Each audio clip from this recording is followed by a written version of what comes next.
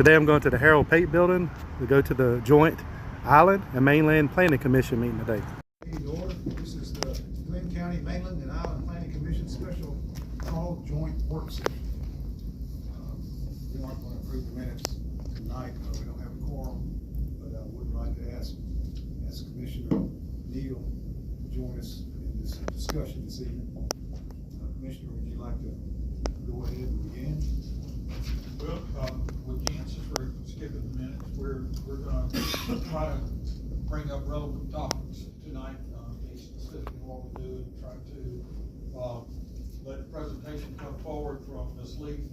We'll go over the key changes, that kind of thing that are there. There are things that obviously aren't here yet that we're still working on, but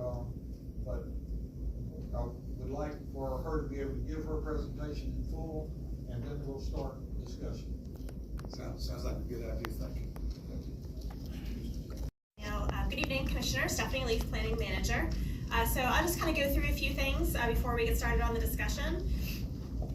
A few things we looked at is reducing lot sizes, and I do have an example I'll go through in a little bit in our higher density residential zoning districts, so that you could have a single family home on a smaller lot than what you currently could under today's ordinances. Some of the commercial, reducing a parking requirement. Again, that would be to help with some development standards and maybe have some higher density in some areas by reducing parking. We have added some different requirements for short-term rentals and also larger homes over 4 bedrooms. We have had a lot of comments about sea turtle lighting, sea turtle regulations. Under our St. Simons Tree Canopy Preservation Ordinance, that does just apply to St. Simons Island right now.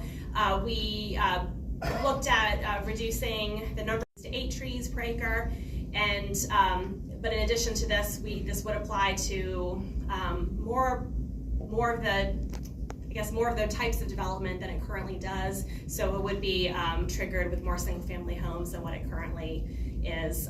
Right now, a single-family home lot, in most cases, is going to be exempt unless they're under a tree plan as part of a subdivision.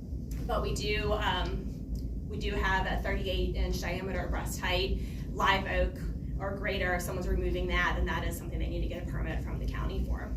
Received some comments from the Airport Commission about the airport overlay, and so we made some changes, and we still need to make some changes in the next draft to reflect some of their keeping of pets change.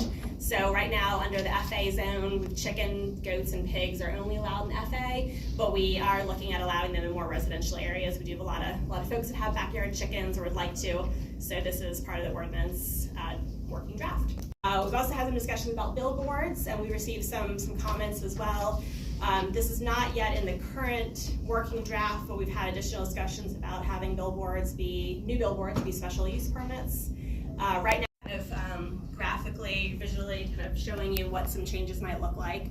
On the subdivision regulations, one of the things I mentioned earlier was currently we have an expedited subdivision is it's basically a minor plat. It's 4 lots or less, and right now what we say is if you subdivide your property, you can only do that once.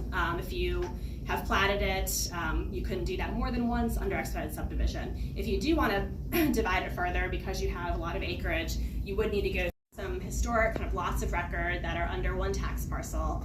And if a house was built across those lots, which was very, very common when someone might have done a larger ranch house in the 60s or 70s, and it went across several these smaller lots in Glen Haven or German Village or any of these subdivisions that have these older, smaller lots. And what this says is that if you have this scenario, and this picture shows this, these kind of purple dotted lines that you see, those are the lot lines of the historic lots of record. The black bold line is the tax parcel. So in this case, this house goes across about 2.5 lots of record.